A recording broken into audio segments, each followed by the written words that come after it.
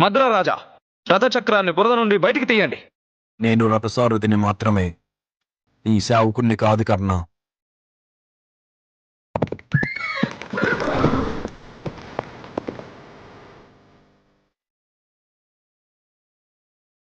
ఈ యుద్ధం పూర్తయిన తరువాత ఈ మాతకు నీ జన్మ వృత్తాంతాన్ని ప్రకటించేందుకు అనుమతినివ్వు పుత్ర.